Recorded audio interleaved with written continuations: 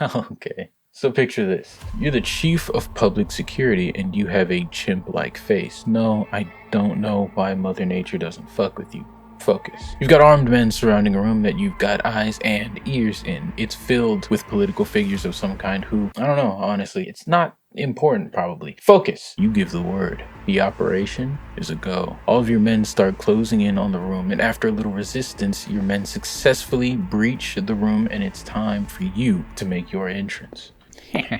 This will finally give me the evidence I need to send you packing to your home country. You're confident and racist, but as it turns out, your confidence is unfounded. The foreign minister guy is going to get away with whatever it is, but you give him one last warning. I'll have you killed. You know that. Oh. My country is a civilized pacifist nation. We're not like you apes. Is it now? No shit.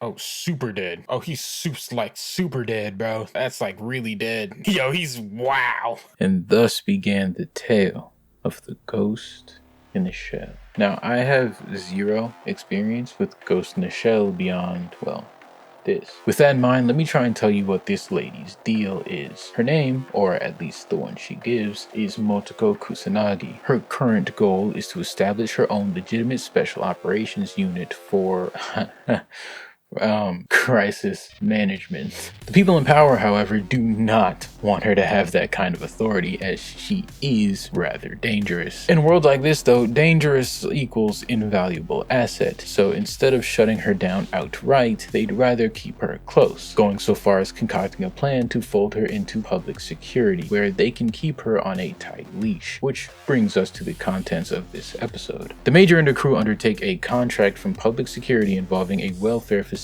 for war orphans. As you'd expect, it's a miserable place. This ogre of a woman forces the children to sing her praises, all the while brutally punishing them for the slightest misbehavior. Now, the reason public security wants Kusanagi involved is not because of what is happening to these kids, and they are well aware, mind you, but because they have reason to believe there is something called a ghost controller there. Now, I can't fully explain what a ghost is yet, but from what I can tell, it's basically your digital soul. It's everything that makes you, and if someone can hijack that, well, you're in there having a very unpleasant time, I can imagine. It's an absurdly dangerous weapon and honestly feels like the cyberpunk equivalent of a war crime. Now, I'm not gonna walk through every beat of the events of this mission, but here's the spark notes. One of the kids panics and escapes. Our crew finds him, plants a bug on him, and then this guy smacks his ass.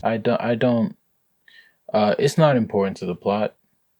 I just don't. The facility's security finds the bug almost immediately, so no reason. Kusanagi delivers a line that tells us exactly why she's the protagonist and why we should like her very much, and then they storm the place. Consequences be damned. Some fantastic action ensues, and naturally our crew wins. Afterward, the Major speaks with the Prime Minister, who basically says, request denied, cause you got a little too active out there, shawty. But if you're doing the team forever, shawty, you might be able to work something out. Her response? She uses the recovered ghost controller to make the Prime Minister punch himself in the face, and then hangs up. Now, what I find fascinating about Ghost in the Shell, and honestly the subgenre of cyberpunk as a whole, is how unapologetically perverse it is. Now, I've seen fucked up worlds in media before without really blinking an eye. Well, besides when something I didn't even think they could do happens, but cyberpunk is different. Unlike these other genres, every single thing that makes the world in this genre interesting is fucked. Like, incredibly so. I mean, the series is literally called The Ghost in the Shell. Her body is just a shell. It's a replaceable outer layer surrounding the only thing that still matters: the ghost. And when you exist in a world where even that can be overwritten, well, now you have some existential horror. If you can break people down to this extent, to something that can be copied, rewritten, or maybe even stolen, then what makes them any different from advanced AI? And it always starts with body modification. When every part of you can be upgraded, replaced, or digitized, your body stops being a part of you. It's just